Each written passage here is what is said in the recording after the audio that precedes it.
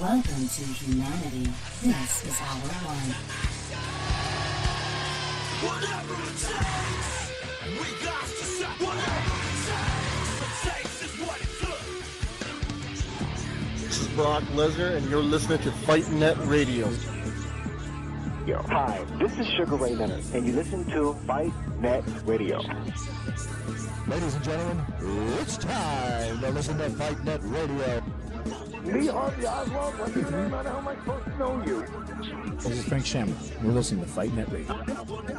Hi, this is Mia, the Knockout St. John. You're listening to Fight Net Radio, and there's no way I would ever touch Lee. This is Chuck Jack Bisbedell. I am Stephen Bonner, and you're listening to Fight Net Glenn Radio. Henderson, you're listening to Fight Net Radio. Everybody, welcome to Fight Net Radio, where Lee's burning every bridge there is out there. All right. Hi, this is Manny Pacquiao. I'll fight anybody on FightNetRadio.com. 20 minutes. Hi, welcome to Fight Net Radio, where we're handling individuals. I'm joined by Bobby Kapusky, and Rebecca Ryan Long, who is back with us. Now all I need is Guillermo back, and here's how can a guy be off for having a baby? I don't even know, but I digress. That is so irresponsible. That is so irresponsible. No, it is what we call a politically correct society. Let's take Bobby, for instance. He has recently announced on Facebook being in a relationship. That relationship will ultimately... He did. I keep up with Bobby's life. So cute. I know, right? He's Facebook dating. So, by the way, congratulations, Bobby. We haven't talked since then. Well, thank you, guys. So ultimately, that leads... Well, Rebecca, because I'm experienced with this, it leads to a ring. The ring leads to marriage. Bobby's young, then that leads to kids. And in a politically correct society, the bookmaking organization, which I realize how you really book Bobby, but let's say that Bob was actually at one of the casinos, they would have to allow him time off to have a baby. That's a politically correct world we live in. Instead of you should earn a buck. The craziest part about that is start... these places. No, they have to let you off for having a kid now if you're a dude. But God forbid you hurt yourself on the and you have to take time off from work. Forget it. Well, let's be honest. In your line of work, Bobby, you could wheel yourself into the casino and help decide the line. Yeah, you could, but at the end of the day, is it really worth it? Does the company really care about you that much? And that was one of my biggest problems. None of them do. But look, what does MGM care about? Butts in seats. That's all they care about. Right, but that's why I left and I started working for myself because I couldn't be a part of that anymore as a manager, having to tell my employees, hey, you can't, take the day off because you have a family obligation because there's 3 horse races at Balmoral today. Well, I just couldn't. It's funny that you bring that up. Let's bring up your line of work. That is an awesome segue, Bobby. How'd you do on Saturday night?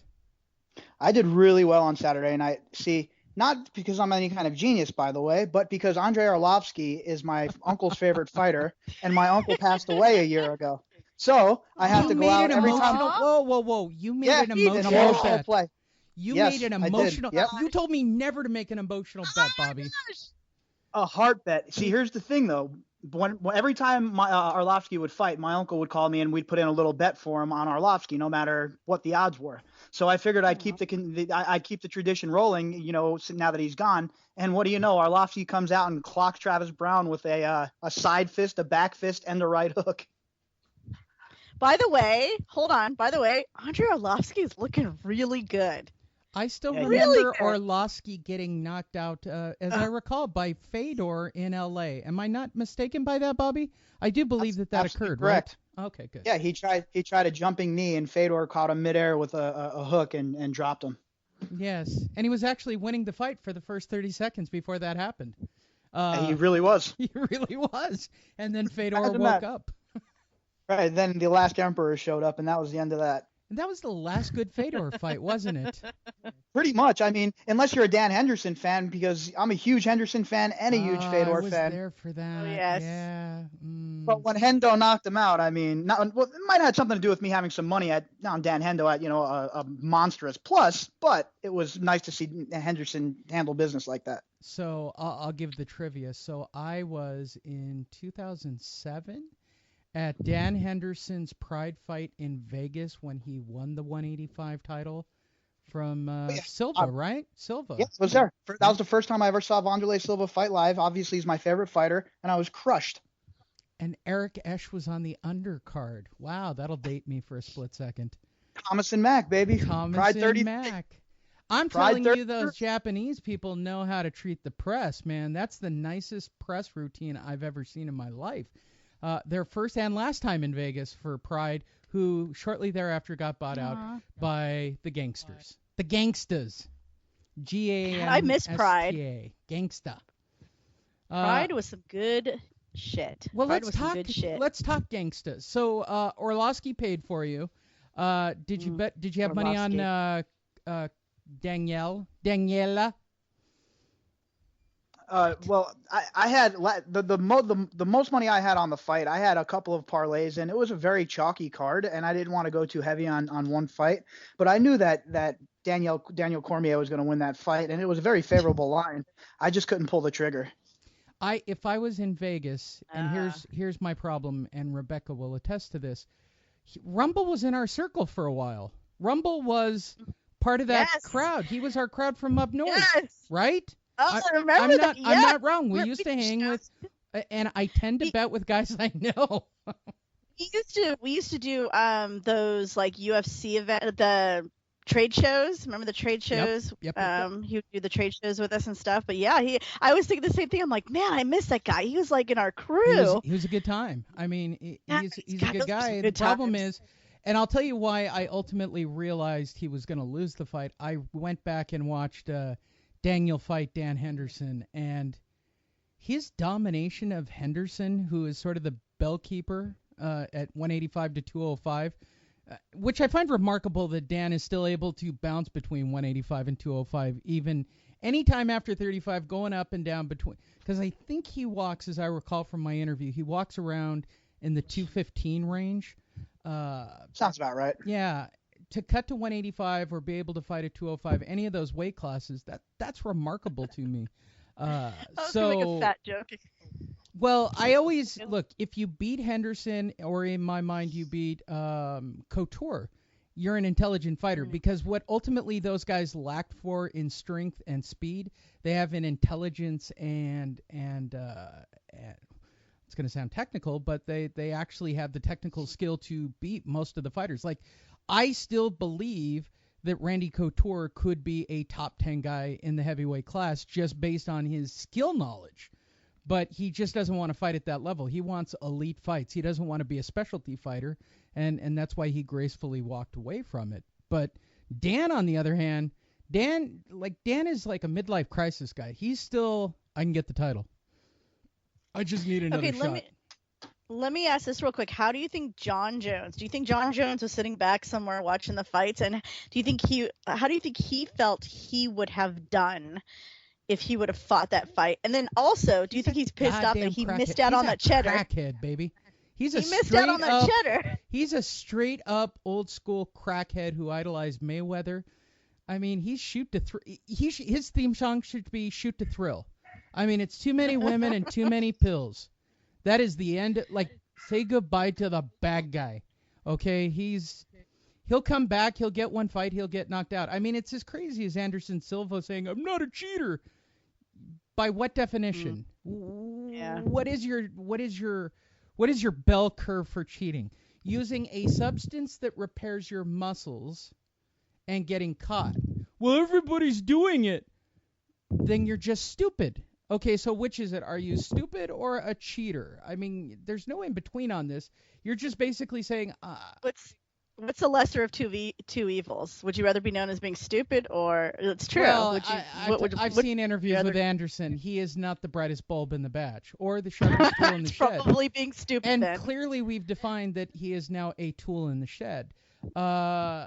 Did we learn anything on Saturday night, Bobby? Well, we learned one thing, that Chris Weidman is close to wilting under a lot of stand-up pressure. I think that if Vitor Belfort just has even just a little bit more of a ground game and can weather the storm, I think he could catch Weidman and knock him out. I think Weidman's going to get slept by Luke Rockhold. I think Rockhold knocks Weidman out. Okay.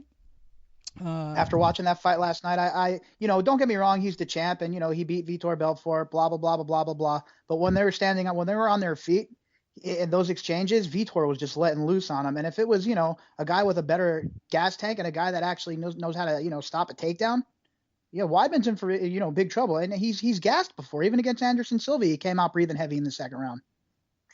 So I'm not really on the Weidman bandwagon right now. I think 185 is a murderer's row right now. There's a lot of tough guys there. Yes. I think Jacare and Luke Rockhold both are going to push him to the very limit. Okay. Let's catch up on a couple of quick news story items before we get there.